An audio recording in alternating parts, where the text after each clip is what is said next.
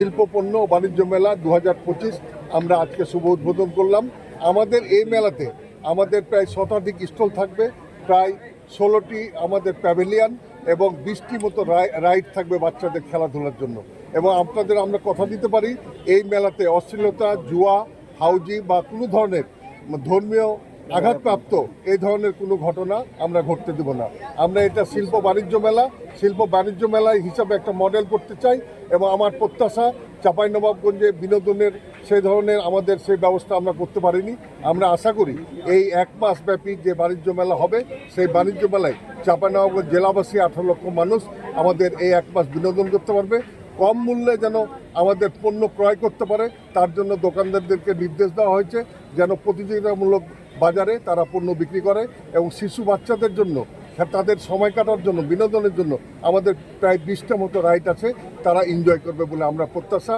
আমরা জেলার সকল জনগণকে, সমস্ত রাজনৈতিক নেতৃবৃন্দকে, প্রশাসনকে আমরা আহ্বান করব এই মেলাকে সফল করার জন্য, আইন শৃঙ্খলা ঠিক রাখার জন্য সবার আমি সহযোগিতা চাই এবং ভবিষ্যতেও যেন আমরা আরও ভালো শিল্প বাণিজ্য মেলা উপহার দিতে পারি এবারের চাইতো, তার জন্য আমরা আমাদের প্রচেষ্টা অব্যাহত থাকবে।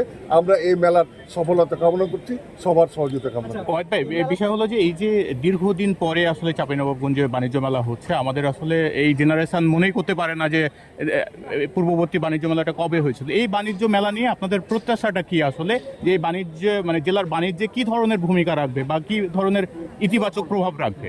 আমরা বাংলাদেশের 64টি জেলার বিভিন্ন জেলার যে ঐতিহ্যপূর্ণ পণ্যগুলো এগুলো চাঁপাইনবাবগঞ্জের জেলাবাসীর কাছে আমরা তুলে ধরব, নাম্বার 1। নাম্বার 2 হচ্ছে যে আমাদের দেশীয় পণ্যগুলো যেন মানুষের মাঝে আমরা তুলে ধরতে পারি। আমরা সেই জন্য আজকে এই বাণিজ্য মেলা এবং আপনার স্বাধীনতার পরে এই ধরনের আকর্ষণীয় শিল্প বাণিজ্য মেলা হয়েছে বলে আমার জানা নাই। আপনারা দোয়া করবেন, আপনারা সহযোগিতা করবেন।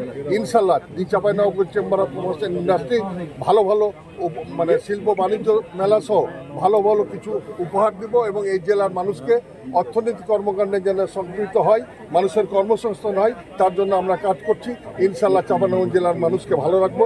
এই মেলার ব্যাপারে আপনাদের সাথে সহযোগিতা চাই। ছোট্ট কোশ্চেন আমার আছে যে গত 1 তারিখে মেলাটা উদ্বোধন হওয়ার কথা ছিল, আজকে হচ্ছে যে আমরা জানি 5 তারিখ, মেলাতে কোনো ধরনের স্টল সাজানো হয়নি।